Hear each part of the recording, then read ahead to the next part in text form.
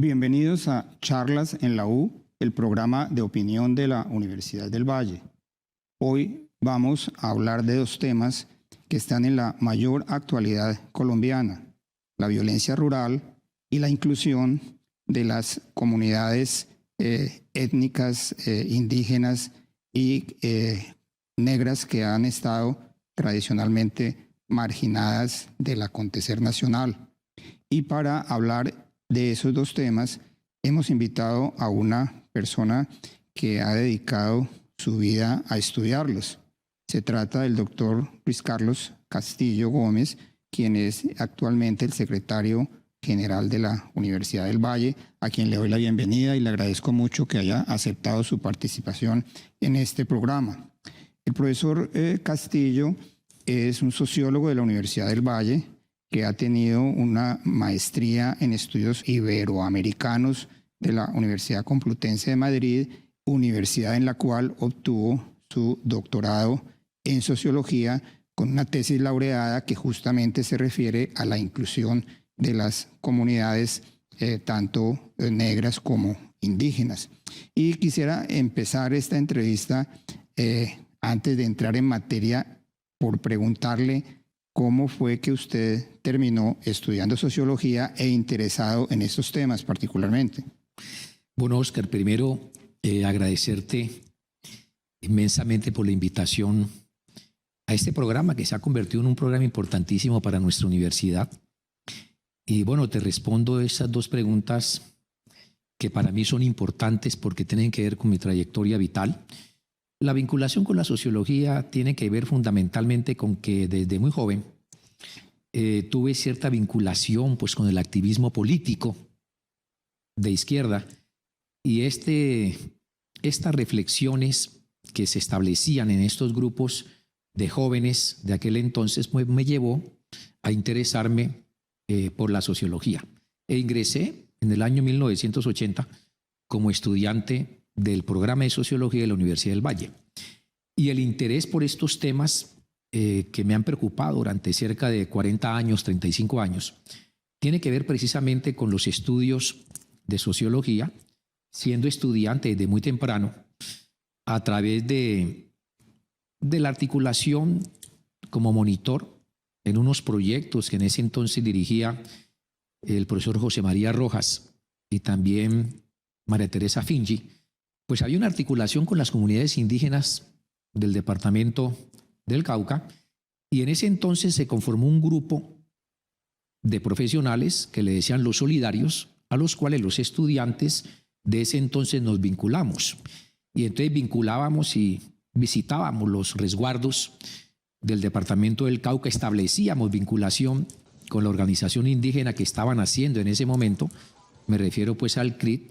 Y eso, desde allí, pues comenzó el interés por lo que acontecía con las comunidades indígenas. Desde allí viene ese interés y luego el interés por las comunidades negras tiene que ver con que a través de la articulación con otro proyecto de investigación muy grande que dirigía el profesor Elías Sevilla, que estaba concentrado fundamentalmente en las consecuencias de la malaria en la región del Pacífico, me articulé como estudiante de trabajo de grado durante cerca de 3 años con el Pacífico colombiano y ahí tuve la oportunidad de establecer una articulación, conocer la realidad de las comunidades negras del Pacífico colombiano. Usted acaba de publicar un libro que se llama El bandolerismo en Colombia.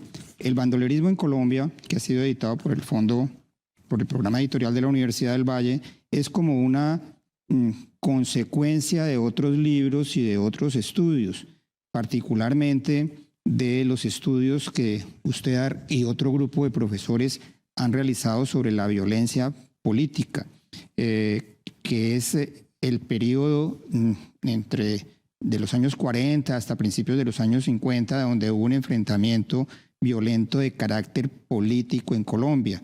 Cuéntenos un poco cómo fue esa recopilación de los archivos de lo que entonces se llamó la Comisión de la Verdad en tiempos de la presidencia de Alberto Lleras Camargo, para tratar de identificar cuáles habían sido las causas de la violencia guerrillera en Colombia de esa época. Sí, esta comisión fue una comisión muy importante de la historia del conflicto en Colombia. Para mí fue la primera comisión de la verdad, y esa comisión pues que la formó realmente la Junta de Gobierno, que reemplazó pues al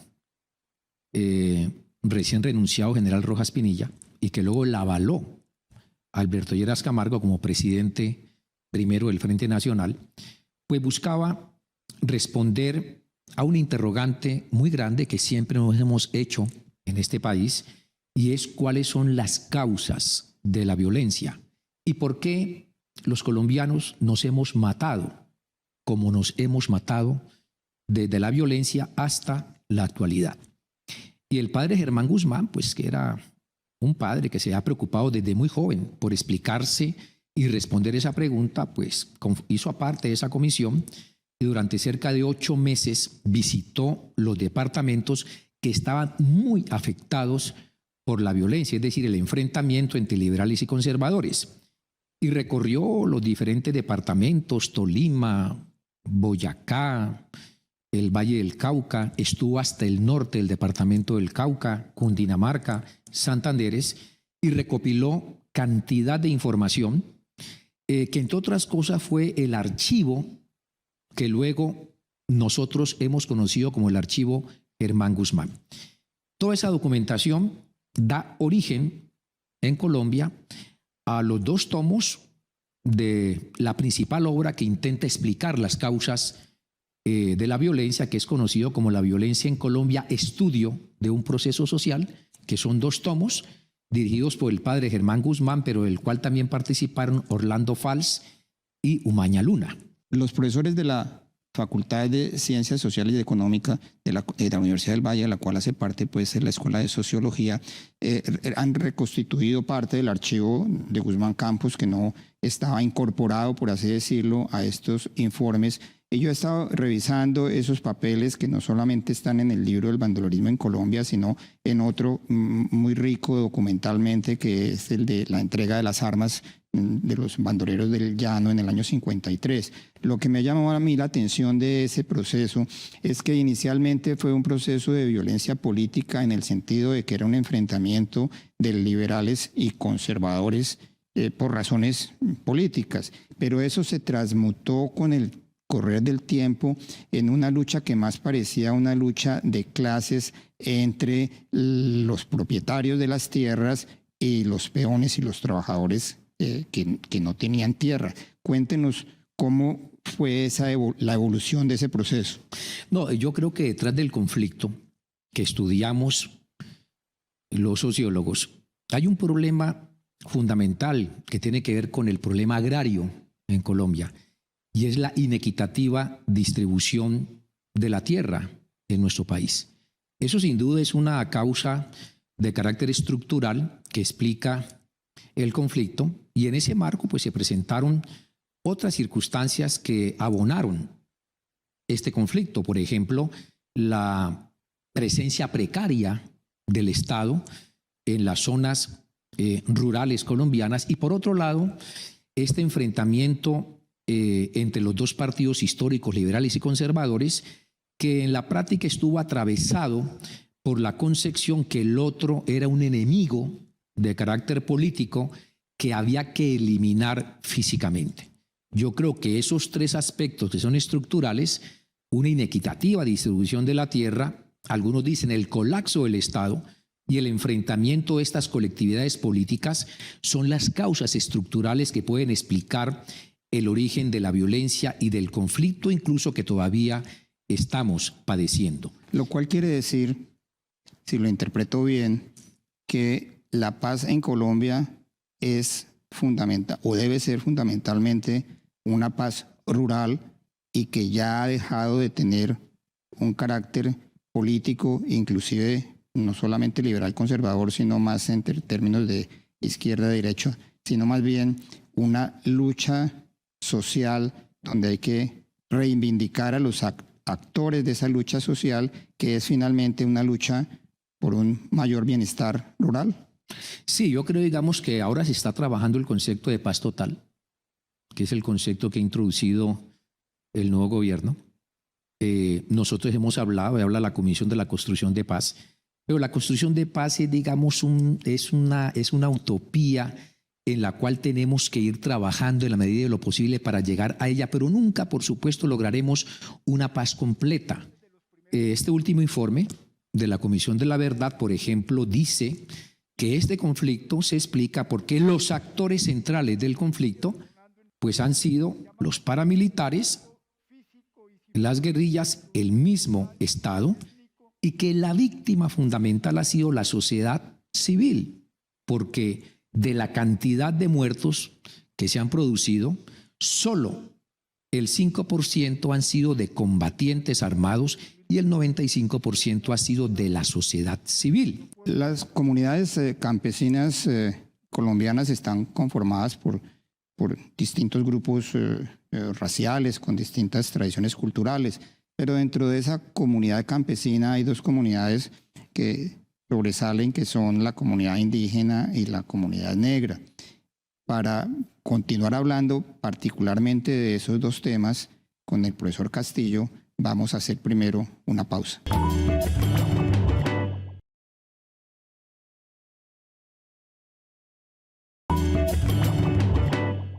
Continuamos con el programa Charlas en la U, con la entrevista que le estamos haciendo al secretario general de la Universidad del Valle, el profesor Luis Carlos Castillo, sobre sus libros. Mencionamos en la primera parte del programa los libros escritos sobre la violencia en Colombia, y yo quisiera referirme en la segunda parte del programa a los temas que él ha estudiado en las comunidades indígenas y negras. El tema indígena ha sido un tema recurrente en la actualidad colombiana, particularmente en esta zona del suroccidente. Ha habido una evidente emergencia de la presencia de las comunidades indígenas reclamando derechos ancestrales, reclamando los derechos que se vuelvan efectivos, que han sido anteriormente reconocidos en la Constitución de 1991.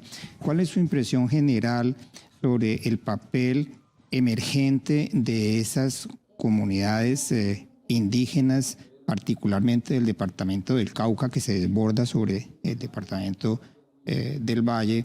¿Y cuál es la naturaleza de ese conflicto? ¿Es otra vez un conflicto rural por presión sobre la tierra, o es un conflicto social que implica muchos otros más reconocimientos? Oscar, mira, yo llevo cerca de 30 años estudiando el movimiento indígena colombiano y el movimiento de negritudes.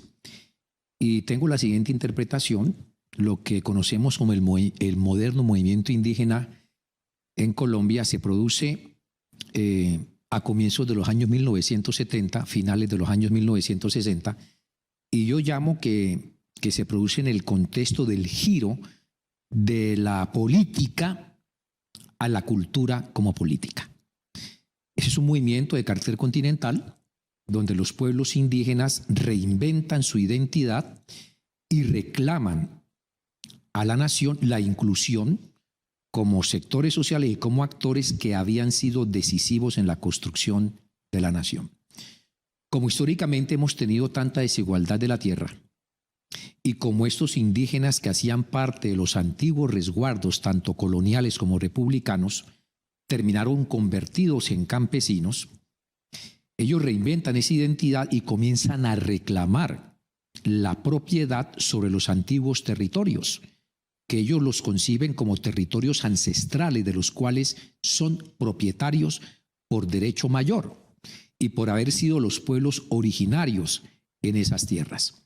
Eso es lo que justifica, digamos, en parte que el movimiento indígena contemporáneo colombiano se haya expresado en el departamento del norte del Cauca y en todo el departamento del Cauca, incluido hasta el departamento de Nariño, con la idea de la recuperación de sus territorios.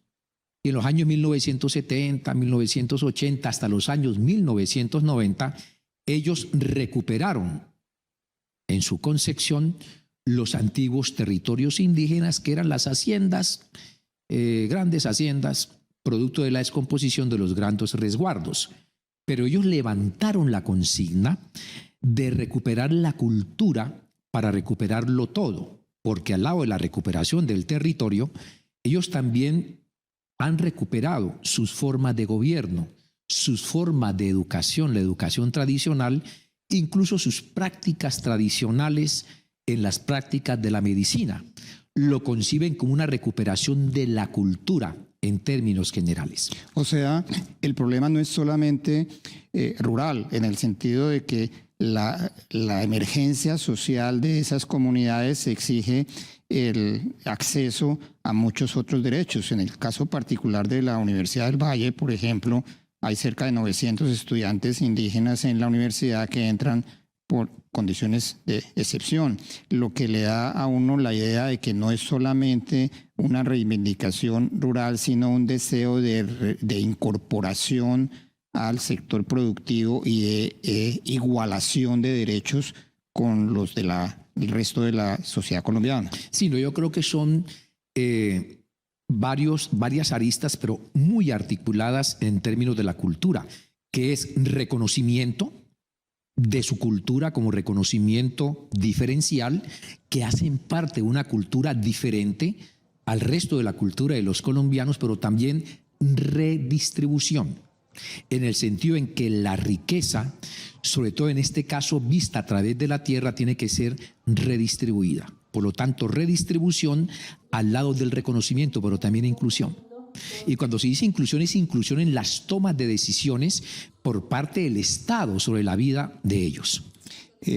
Eso lo lleva a uno al tema de las comunidades negras.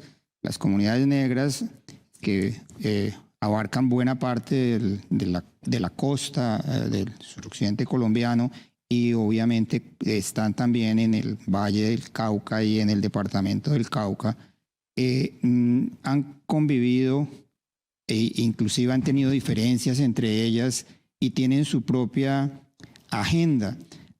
Han sido también víctimas del marginamiento porque vienen de la esclavitud. La gente que se asienta en la costa pacífica, digamos, son los que escapan de la esclavitud y viven en situaciones más libres, aunque muy pobres. La gente más hacia el centro son los antiguos esclavos que siguieron siendo siervos de la tierra.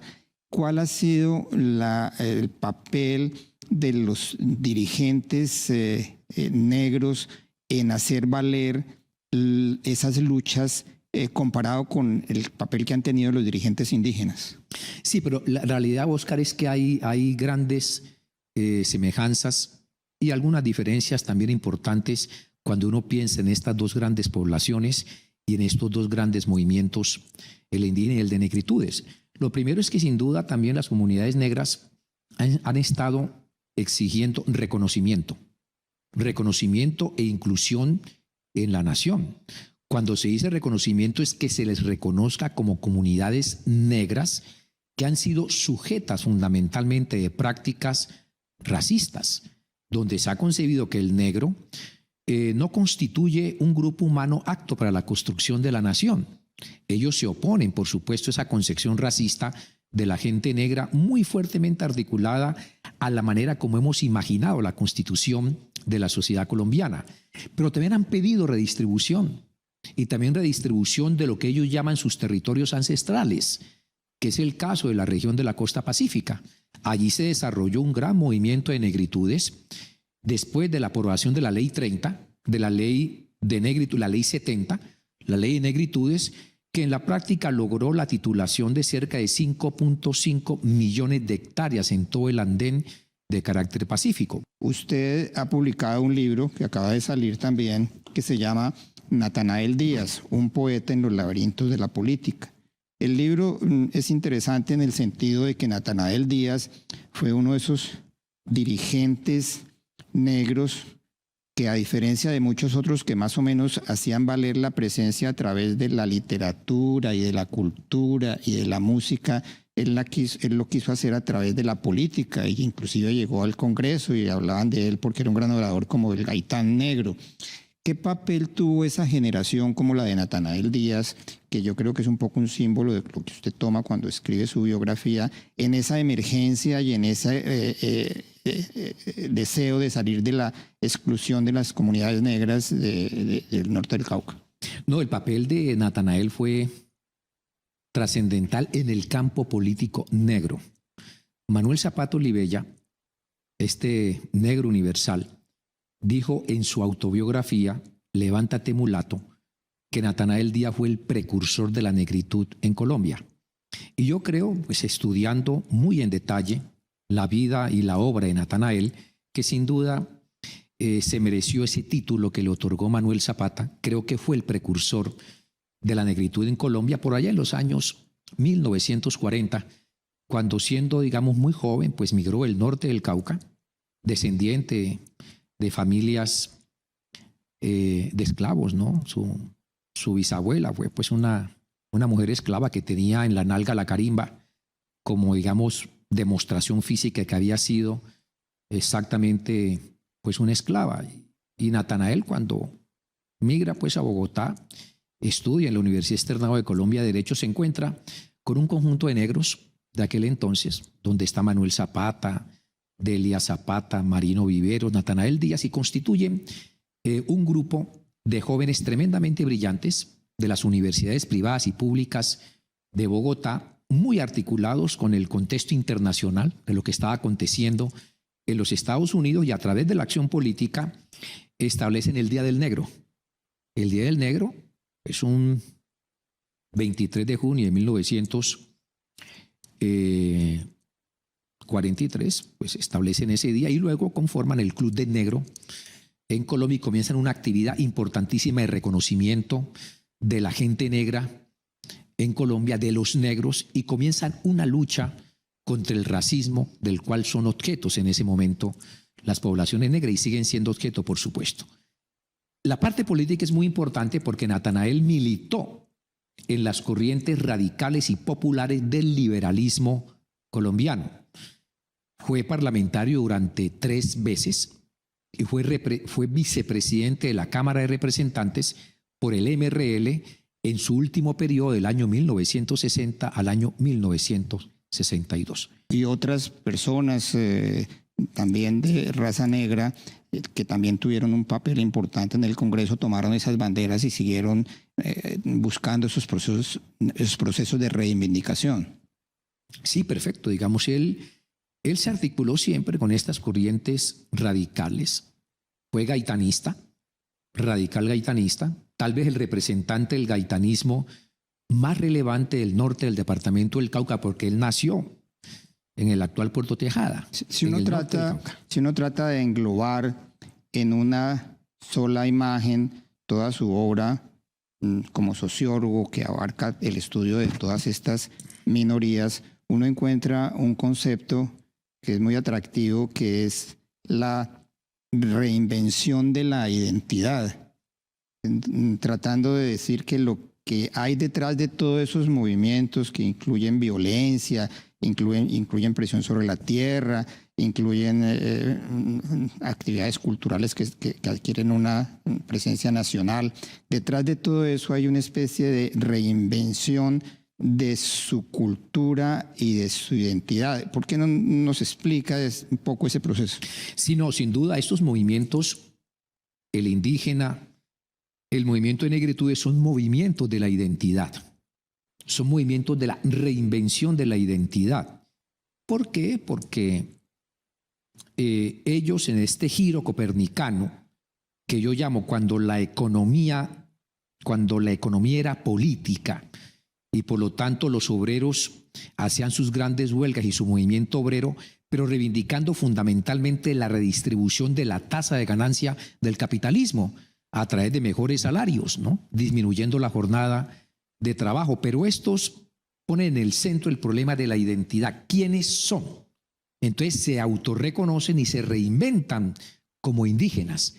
Mucho de la explicación de por qué en este momento tenemos un número que prácticamente dobla la población indígena según los últimos censos, es porque se ha presentado una reinvención de la identidad. Es decir, aquellos que no se consideraban indígenas, sino que eran campesinos, hoy se conciben como indígenas, con un pasado, con una historia y con una cultura de carácter singular. Por eso es que es una reinvención de la identidad.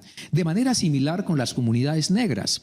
Ellos se están reivindicando como comunidad negra, donde al lado del color de piel que les puede identificar, también está un componente de carácter cultural, porque ellos reivindican sus prácticas de producción, ellos reivindican sus expresiones culturales como negros, ellos reivindican incluso la manera como conciben la muerte, de manera singular, donde encuentran sus raíces en el África ancestral, en el África de sus ancestros. Por lo tanto, son movimientos de la identidad. Pero más que movimientos de la identidad, son movimientos de reinvención de la identidad, en que ellos se conciben y se autorreconocen como indígenas o como negros en una sociedad y en una nación donde ser indígena o ser negro era objeto de vergüenza. Los indígenas no podían hablar su lengua porque eran lenguas salvajes. Ahora las reivindican como elementos constitutivos de su cultura y de su cosmovisión. De manera similar, la gente negra. Uno podría decir que la sociología es una forma de ver la historia en tiempo presente, porque es un poco traer los fenómenos que no han sido necesariamente registrados por los historiadores, pero que le explican a uno lo que sucede actualmente, que nunca es algo gratuito, sino que es producto de muchas circunstancias anteriores. Yo quiero agradecerle al profesor Luis Carlos Castillo que haya aceptado la invitación a participar en este programa e invitarlos a una próxima emisión.